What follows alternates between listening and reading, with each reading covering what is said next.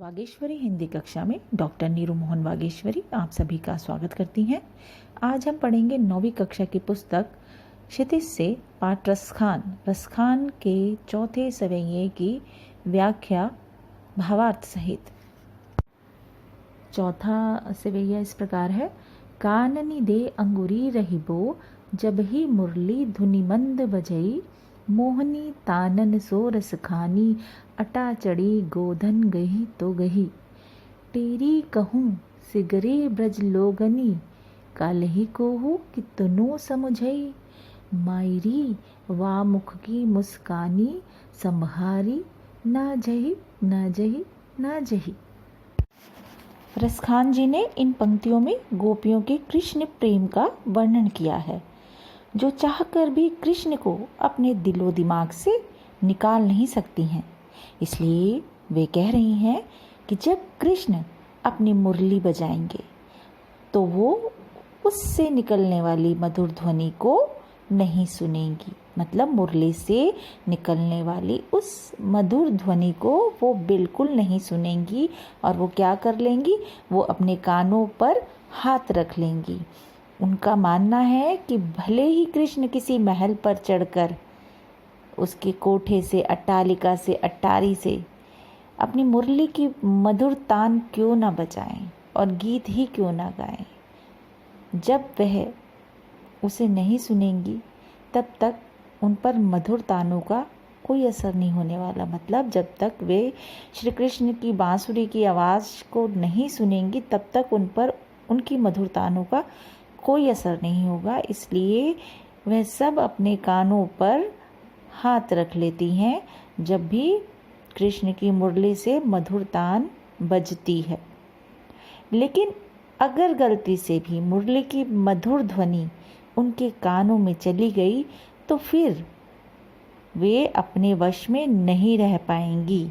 फिर चाहे उन्हें कोई कितना भी समझाए, वे कुछ भी नहीं समझेंगी। इसलिए गोपियाँ कह रही हैं यहाँ पे कि अगर मुरली की तान भूले से भी उनके कानों तक पहुंच गई तो वह अपने आप को संभाल नहीं पाएंगी, अपने आप को वश में नहीं कर पाएंगी। फिर चाहे हमें कोई कितना भी समझाए, हम कुछ नहीं समझ पाएंगी। गोपियों के अनुसार कृष्ण की मुस्कान इतनी प्यारी लगती है कि उसे देखकर कोई भी उनके वश में आए बिना नहीं रह सकता है।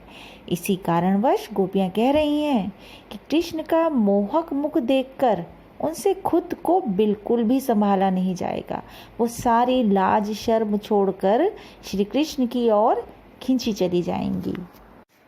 पुस्तक का छठा और 7वां प्रश्न इसी काव्यांश पर आधारित है। 7वें प्रश्न का ख भाग। छठा प्रश्न इस प्रकार है कि चौथे सवैये के अनुसार गोपियां अपने आप को क्यों विवश पाती हैं। तो सवैये के अनुसार गोपियां कहती हैं कि श्री कृष्ण की मुरली की धुन जो अत्यंत मधुर और मादक है, परंतु हम उसके बिना रह लेंगी। ऊंची अट्टालिकाओं पे चढ़कर श्री कृष्ण गोधन गाते हैं, उससे भी हम बेअसर रह सकती हैं। परंतु गोपियां चिल्लाकर ब्रजवासियों से कहती हैं कि कुछ भी हो जाए, श्री कृष्ण की एक मुस्कान से हम अपने वश में नहीं रह सकती। हम उस मुस्कान के आगे विवश हैं। उस मुस्कान का जादू हम पर ज़रूर चलेगा। और 7वें प्रश्न का ख भाग, जो ख भाग है, मायरी व मुख की मुस्कानी संहारी ना जही ना जही ना जही, इसका उत्तर आप इस प्रकार लिख सकते हैं कि पंक्तियों में कवि ने गोपियों की उस दशा का वर्णन किया है जब वे श्री कृष्ण की मुस्कान से अत्यंत मोहित हैं। उन्हें भी श्री कृष्ण की मुस्कान इतनी अच्छी लगती है कि जिसे देखकर वे अपना होश हवास खो बैठती हैं।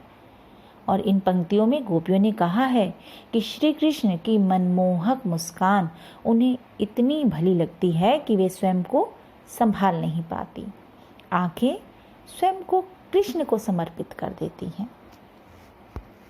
तो यहाँ कवि यही कहना चाहते हैं कि कृष्ण की मुरली की धुन और उनकी मुस्कान के अचूक प्रभाव तथा गोपियों की विवशता इस काव्यांश में झलक रही है और गोपियाँ श्री कृष्ण की मुस्कान के अचूक प्रभाव से नहीं बच पाती हैं, नहीं बच पाएंगी और वह उनकी मुस्कान के आगे विवश हो जाएंगी, क्योंकि उनके मुख की मुस्कान ही इतनी मनमोहक है कि कोई भी उसको देखकर अपनी सुध बुध खो सकता है।